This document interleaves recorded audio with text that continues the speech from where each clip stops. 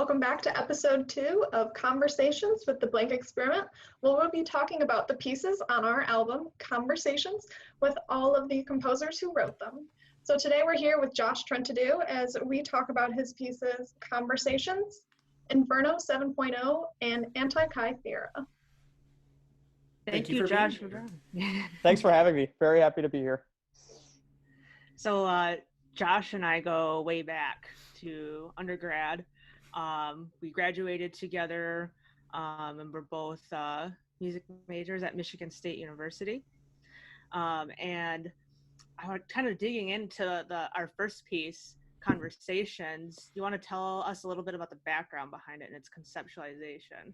Yeah, absolutely. I could get into that. So Conversations is for clarinet and harp. And the piece started with Michelle approaching me about the possibility of collaborating together and for me writing a piece for her senior recital. And she really wanted to work with one of her colleagues at the time, Natalie Pate, who was a harpist. And from that, the idea of writing a duet for specifically those two instruments intrigued me because they're so different in color. Harp has this dark timbre to it, but clarinet has an even darker timbre to it. And I liked the idea of both of these instruments just basically bouncing off of each other and with their contrasting qualities and something that might have similar and so on and so forth. So Michelle approached me with the thought of writing a piece that would conjure up this idea of these various artists pretending to have conversations with each other or something like that. One of those examples that really intrigued me was maybe doing something along the lines of, well, what if the prog rock band Dream Theater and another rock band, Evanescence, came together and just had a conversation with each other with their different musical styles? What could come from that?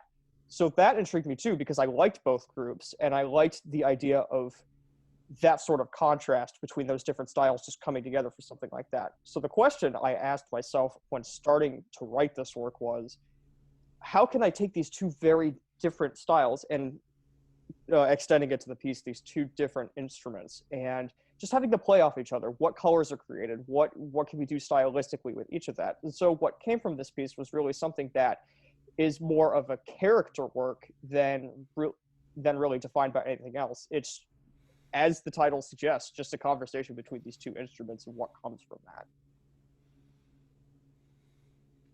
And the original piece was longer than the commercial release, correct? Yes, it was. We had envisioned this originally as a 3-movement work, but after a further discussion between the two of us, we came to the agreement that the first of those movements, what was eventually released as the official piece, ended up really summing up what I wanted to do with it more than what we had originally intended. There was a lot more involved with both of these instruments in terms of musical content and whatnot, but with what was released, I felt that was enough for the piece to justify itself. Mm-hmm. Even the stuff that we did end up experimenting with a bit, I think it was still really good. I don't know, I guess you could say trial of kind of going through the process, kind of finessing it out, even with the other two movements.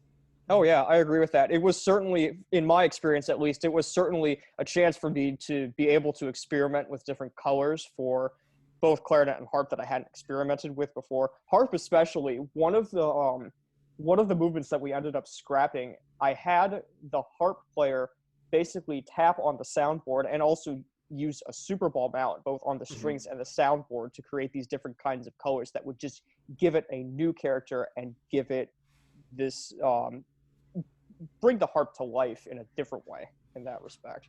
So definitely with that experience I had with collaborating with Michelle and Natalie, it gave me that sort of background too, and I really liked that a lot.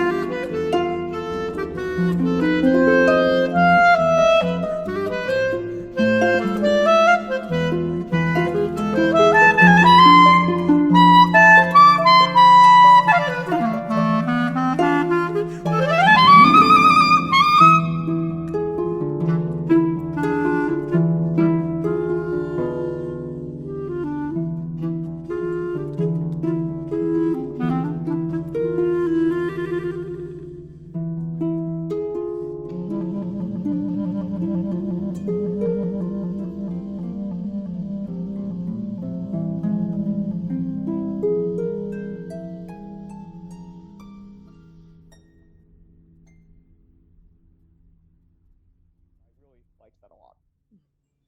And Conversations was this, it began as, Natalie and I, we just wanted to play some music together, and there really wasn't many options out there besides maybe some transcriptions from other pieces that people kind of converted because maybe they wanted to play together, but there wasn't really a lot of origin pieces for the two instrumentations. And even from just us, she and I, wanting to play some music together, then we also wanted to Natalie actually really wanted to play saxophone at some point, so we're like, well, let's get weird, let's get really weird, and let's add saxophone. And I'm like, what saxophonist do I know? Oh, Drew. And Drew came into the picture, and it's funny because it just built from this one, having conversations, this bloomed into what ended up turning into this ensemble. Yeah, because this piece was really pre the blank experiment. This was before I was even thought of being in the picture.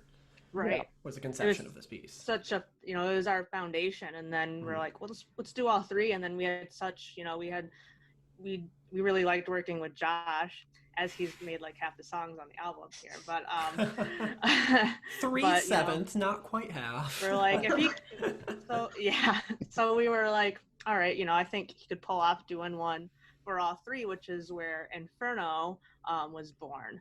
Yeah, I believe that was the first piece we commissioned as a trio. Yes.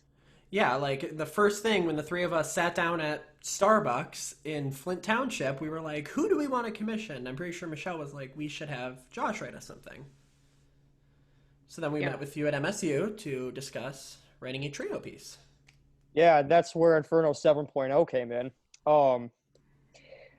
The first meeting I had with all of you was kind of overwhelming, to tell you the truth, because your pitch for this ensemble and this trio was just very, very good. How many groups out there can you honestly think of that has clarinet, saxophone, and harp, and has a sustainable repertoire specifically for that trio? And in this case, now clarinet, saxophone, and oboe. And so when we talked about me potentially writing a piece for your group, I was intrigued by that too, because again, the same reasons why I was intrigued in writing for clarinet and harp. Now we're just adding a third person to that mix that is turning into this conglomeration of colors that can work really well together if you if you know how to write for these instruments and if you can use them effectively. So this sort of turned into a chamber music challenge for me in terms of working with all those colors, and it was a really fun experience and experiment. So with Inferno 7.0, what I really wanted to treat this piece as is something that you could have as an opener or a closer for a concert like this that really plays to the strengths of this eclectic sort of trio, but also a deceptive sort of opener or concert closer where you think it's going to end bombastically, but it's just a piece that falls apart. It tries to go somewhere and it just falls apart. That was very, very intentional. So the inspiration for it came from Dante's Inferno specifically, and that seventh circle of hell where there's basically 3 levels that the main character goes to. The first being this nonstop madness of murderers and thieves just wallowing in the blood of their guilt, and the end of the piece is just absolutely wild, and just clarinet, saxophone, harp basically just go crazy. But then that goes somewhere, and then the second part of this is where the harpies are just feasting upon basically people that have sinned all their life and are trapped in hell now. The way that it's described in the Inferno is just they're trapped in these sort of tree-like structures, having just completely given up on life altogether, and they just accept their fate, basically. So a section of this is really where this all begins to fall apart, and again, clarinet, saxophone, and harp go crazy, except there's really not time, or so to speak. So the end of this piece is just this barren landscape of desolation and emptiness, and in the Inferno, it's the burning plain of sand. And all of these wanderers and blasphemers basically just wandering and all empty and alone and lost. Sort of like the place where humans are trapped in the spirit world in the Legend of Korra, but it just happens to be like a broader landscape or sort of something like that. So again, intentionally, the piece just falls apart and just sort of ends with murmurs and just sort of disappears. And all of that intentionally is meant to just, again, experiment and play with those colors between clarinet, saxophone, and harp, and just to go as crazy with it as you possibly can. That was the one thing I really enjoyed writing that piece for you guys. Well, and going back to you saying you intending it to be a concert closer, I believe every single concert we have given, it has been our concert closer. I think it has too, yeah. Yeah, we gave the premiere of it back at Michigan State in 2017, and it was just such a hit that every other concert we're like, you know what, let's have Inferno at the end of it. Yeah. Yeah, and like I said, it's just so weird too, because again, intentionally, I didn't, to have it as an opener or a concert closer, again, you would expect something like that to just end with some sense of finality, right? Or the brilliantly resolved C major or G major chord or whatever, right? But instead, this just falls apart and just dies away completely. That's it. That's the end of all of it, So, well, and also it was so popular that when we were planning the release of the album Conversations, we wanted to release a single leading up to it, and there was no question that it would be Inferno. Yeah, that was a really cool opportunity too. So thanks for pushing forward with that. Because we've seen so many times with classical and contemporary classical CD releases that just the album comes out at one point. But when you look at more of the pop world, you have singles leading up to it. They're promotional material, kind of like hey, here's what you can expect. Here's what's going to come later. And why not take that idea and translate it to our field? Mm-hmm. Yeah. With Inferno, how did you handle, I guess, dealing with, like the contrast, from harp all the way to tenor? There's such, even like if Drew were to play really soft, it's still like dealing with the overpowerness of each instrument. Saxophone's loud. Yeah.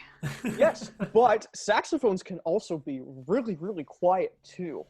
Just as quiet as clarinet, I would say, and with that same sense of darkness and timbre to it, which I really liked.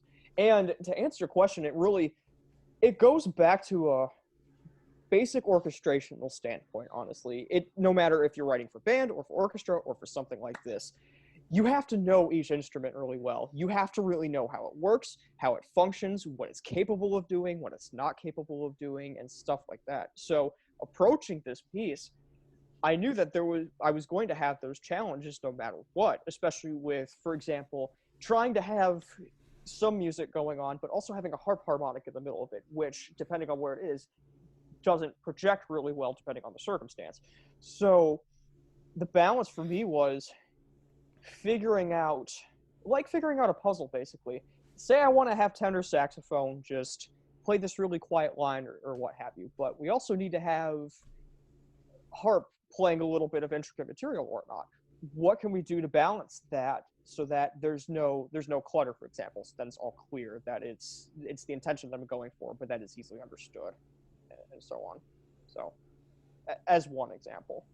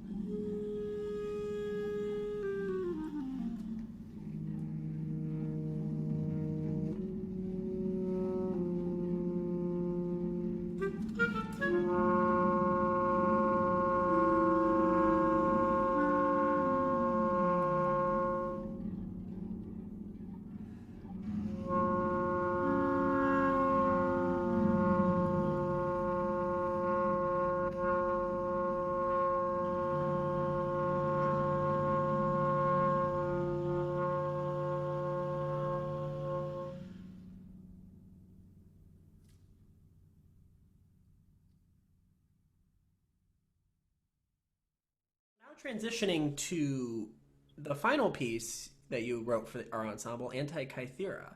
What can you tell us about that piece? Well, I can start with how it started.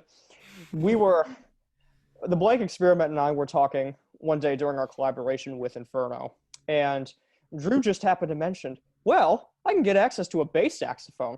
And then my eyes lit up. Who has written for bass saxophone that much before? He was like a kid in a candy store. It was, yeah, really. Just his eyes lit up. It was great.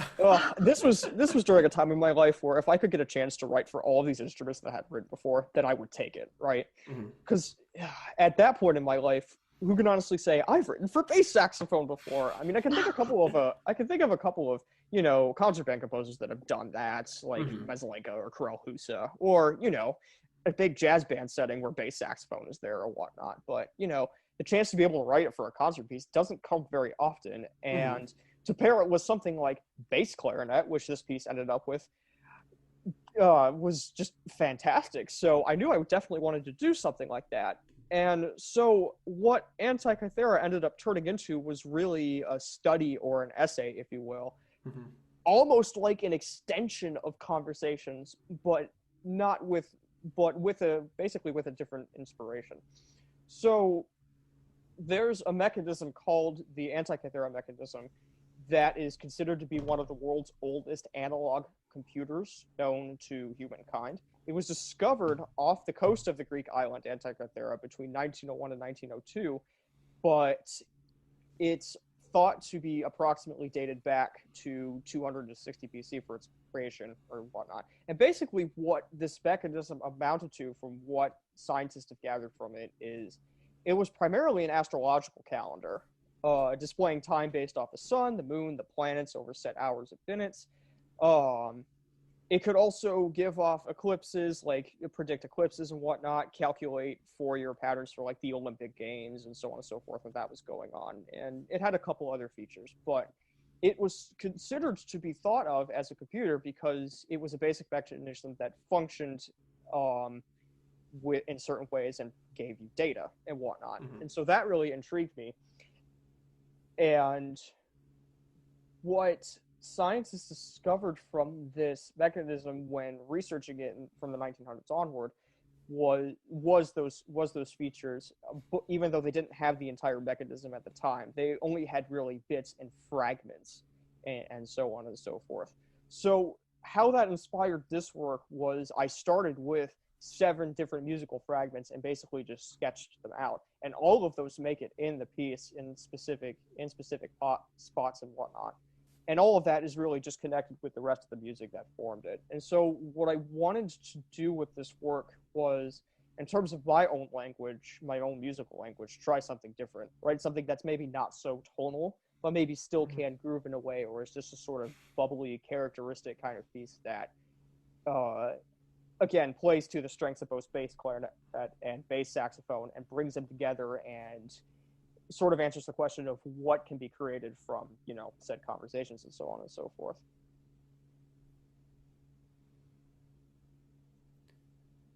Yeah, I thought it was a fantastic piece. And like you said, bass saxophone does not get enough love and attention.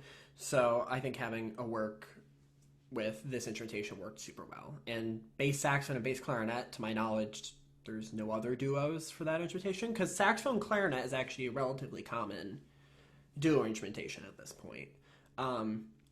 But typically it's just B-flat clarinet, alto saxophone, B-flat clarinet, soprano, B-flat clarinet, tenor sax, but really bari and bass. Sometimes B-flat, or sometimes bass and bari sometimes.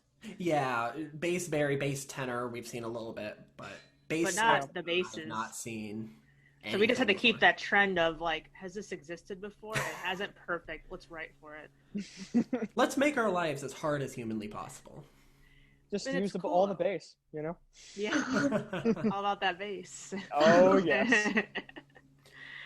But it's cool because then there's no, like, playbook for it. So it's like you can start your own playbook, Yeah, and that's honestly how I felt writing this piece, too, was there wasn't anything really to reference in terms of, is there possibly other literature that might inspire me to understand how I could write for something like this? And there really wasn't, because again, this duet is so, unique, and I would dare I say even fresh in that respect. So really, like you said, I was writing the playbook as I was going, basically using what I knew and what I knew about these instruments to bring them together and make these colors and whatnot. So it was a fun challenge. I really enjoyed it. When I listened to these 3 pieces, I think this one had one of the biggest impact, because I thought it sounded really organic, especially when it went into the multiphonics.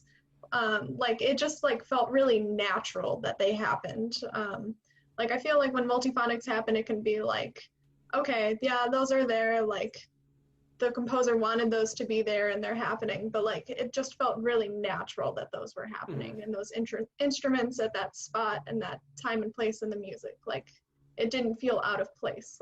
They were supposed to be there in that time and place. Yeah, definitely. That was my intent, especially with something like that. And I think if I recall correctly, I gave Drew and Michelle, when we worked on this, basically just 3 different notes and told them to just pick the multiphonics that they think would work best for their instruments, because I didn't want to necessarily get all pick and choosy about if this could work or this could work and so on and so forth. And in that respect, it sort of goes back to the composer really trusting your performers to take this and give it the direction that they want to give to it, while also, honoring the intention of the piece in that way. So what I was hoping to go for with something like that, especially, was, like you said, making it organic and natural. And I think by leaving something like that open to the performers, I think it can help giving it that organic feeling. Yeah, because if I'm remembering correctly, both Inferno 7.0 and Anti-Kythera have multiphonics in them, but at least in my part. And in Inferno, you actually gave specific pitches for the multiphonics, but for Anti-Kythera, you just had like one multiphonic, a higher multiphonic, and a higher multiphonic than that. Yeah, it was sort of kind of a percussion notation sort of approach. Yeah, it was a triangle note head. Yeah, it wasn't pitched necessarily, but it's the multiphonics are still graduated, where it's one specific one, a second one, and a third one in that order, based on all of the other music going on. Mm-hmm.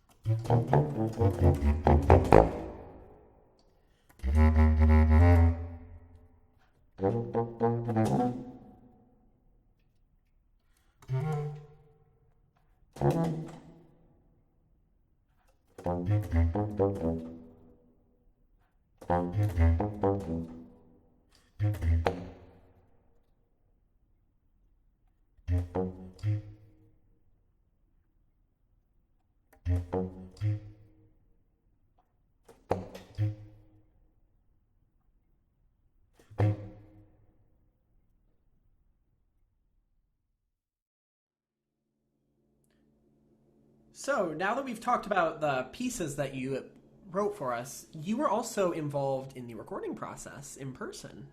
I was, yeah. Can you tell us a little bit about that and your experience working with the behind the scenes of producing the CD? Sure, absolutely.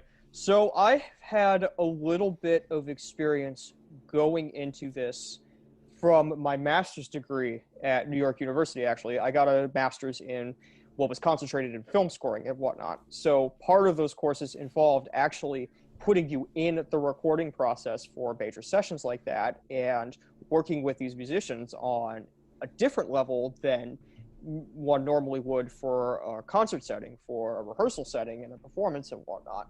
So going into this, I had a little bit of that background and that experience of working on those recording sessions and whatnot, but producing was a little bit different because it's not only just from my perspective, at least as a composer, it's not just figuring out what I wanted from each of these pieces for the CD and what we all collectively wanted for the music. It was also a tricky balancing act of how can we efficiently get this and succeed at our goals with the time frame that we've been given, and how can we circumvent this to make all of this work, and so on and so forth. So there was a bit of a balancing act between getting the recording done that we needed, getting the takes that we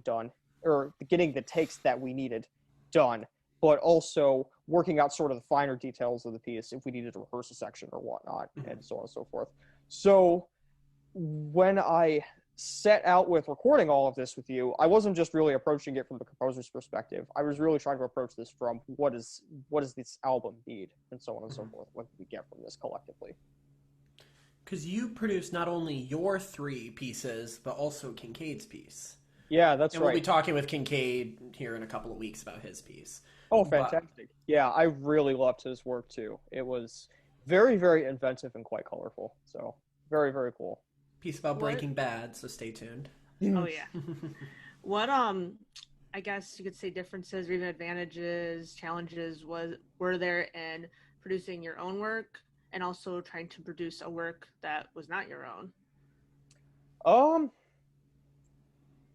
Producing a work that wasn't my own, I guess I sort of approached it from a conducting perspective, from the perspective of just somebody that is trying to understand what the composer is looking for in this piece, what they want, what their intention is, and so on and so forth. I tried to approach it from that perspective, and from that, just work with the colors that we had and try to match that composer's intention through the recording that we did, and so on and so forth. It had its advantages in that the music was really clear. I was able to understand it. But also the challenges were basically what I said, just trying to understand the composer's intention. So there was sort of a balancing act between that. And I really, really set out to try and accomplish that as faithfully as possible, and so on and so forth. With my own music, at least, it was different because I wasn't there in the quote-unquote booth, if you will, listening to the work. I was right there at the heart of it, trying to record all of this with all of you together and get the takes that we needed, and so on and so forth. So the challenge of that was determining what I needed to get from it, while also, trusting that, 1, we were getting what we needed, and then 2, trusting the performers, and so on and so forth. So, like I said, it was a bit of a balancing act, but I think we accomplished quite a lot very effectively from this album as a result. So is there anything else you want to, or anything else you can tell us from your many collaborations with the Blank Experiment? Any other stories or anything you would like to share with us? Honestly, it's been a little bit of a thrill ride.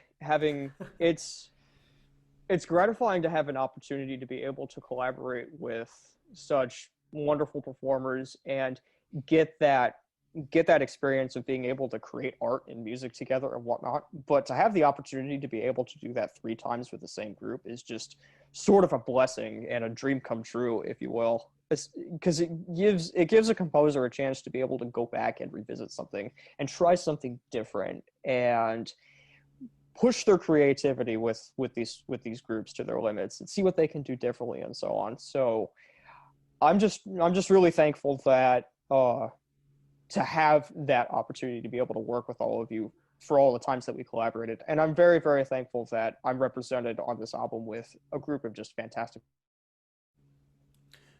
Well, thank you for your kind words. We were very excited to work with you so many times, and we enjoyed all of our collaborations. We were very grateful for being able to work with such a talented composer. You gave us such a wide variety of music, so there's really something for everybody. Like, between your 3 pieces, I think any listener coming in can find something to gravitate towards. There's something that somebody is going to like. The 3 pieces are all so fantastic in such a different way. Well, thank you. That means a lot to me. And I hope so too. I really tried to, do something different with all 3 of these and approach it from a different perspective, even though if there was like a similar inspiration. So it's gratifying to hear. Thank you. Yeah, I mean, I appreciated that so much. Like, even because we were joking about at the beginning, you wrote 3 out of the 7 pieces that are on the album. But I think if you were to just sit there and listen to all of them without having the names or the composers in front of you, you're not necessarily going to be like, oh, these 3 pieces are identical. No, I think they are all so very different in a good way. Yeah, absolutely. And that sort of stems towards the rest of one's own catalog too, in that respect. You don't want to try and be a composer that writes the same kind of music all the time. Have a style, have your own language, have your own personality into it, yes. But I think the best possible forms of collaboration and artistry and even composition comes from, trying to stretch your creative limits given what you have and given the tools that you have and seeing what you can do differently. I think that's the best possible way to, strengthen your voice or at least develop it. And it's one thing that you can do at least. So I was very grateful for that too. So speaking of creative limits, you have a big symphony coming up that you've been talking about on social media. A little too much. There's no such thing. So tell us about that. What is that? What is going on with your symphony? Great question. At this point, I'm not even sure what it is at the moment. I'm kidding. Okay, all joking aside, this started before the pandemic started. And to be honest with all of you, it kind of still feels like this surreal sort of dream going on right now that this is even happening. And I have such amazing, fantastic musicians and human beings I'm working with who want to bring this to life with me too. It still feels so surreal. But again, given that there's a pandemic going on and it's so difficult to be able to put together live music with like 50 plus musicians or something like that. We've seen some groups figure out some ways to, do that right now, but we're not at to a point that we can do that safely. What is the instrumentation of this piece? Yeah, I can get to that. And yet, surprisingly, it feels necessary to do it now because this work is a multimedia interdisciplinary work. There's poetry planned, and I'm still working on getting the poets to collaborate with at the moment. Hopefully I should have that soon. There's fixed media electronics, but on stage there is this 6-player jazz combo that is basically playing post-bop jazz, and all 6 of those musicians are coming forward talking about issues very relevant to our current economic and political and global climate that are very necessary to keep talking about. So they're going to talk about that in this piece. But it's not just a jazz combo. There's also a solo flutist trying to bring all of this craziness together because there's also a large ensemble. Right now, the symphony is commissioned by Jeff Herwig and his group, the Three Rivers Wind Symphony. So this is going to be for wind ensemble, but we're also planning an orchestra version that's going to be sort of its own thing too, even though both of these versions are going to share music. So there's a lot of players on stage, but the inherent idea of this symphony is going to be the conflict itself, I think. We have this very progressive post-bop jazz combo where each of them are talking about these issues that they need to speak out on. They're going to create a platform to do this. But there's also this very contemporary and yet sort of classical large ensemble that has these traditional ways working against them, really. So think about it as like a political debate turned violent, really, really violent. And in the middle of all of that, we have this one single flute player who is just trying to moderate it and then just trying to stop this madness from going on too. And there's a way it's going to happen that I don't want to get into too many details about, but I will say how it's going to come together is probably the most unbelievable thing I have heard in my life, and also the most amazing thing I have discovered in my life, because this performer has a background as a fantastic flutist, but she also has several other different backgrounds that is really going to bring this all together from, I would say, a therapeutic perspective, a music therapeutic perspective. So that I'm really excited about. Interesting. That sounds fantastic. I'm very excited to hear it. Are any secrets about this you can release for us or tell our listeners about today? What I can say right now is if you'd like to learn more about this project, we have a website, we have social media pages, you can follow all of that. And if there's a way that this could be in the video description, if you want to put it in there or something like that, that would be terrific. But you can learn much more about the project there and sort of what the process is going to be for putting together this piece. We have a blog page on there that actually all of my collaborators are contributing to. We hope to have a couple more blog posts posted in the next couple weeks or so. And where can anybody listening find out more information about you? I have a website. It's justmyname.com. Don't wear it out. And you can find me on social media at the handle Trentadue Motif. One word. Great. Well, thank you so much for being here with us. thank you so much for taking the time to go through all your pieces and give all our listeners awesome background and history and sharing that with us. Absolutely. Thank you so much for having me. It's been really great talking with all of you today. It's been very nice. Yes, Thanks, thank you. Josh. Yes, you so thank much. you. All right. Thank you very much.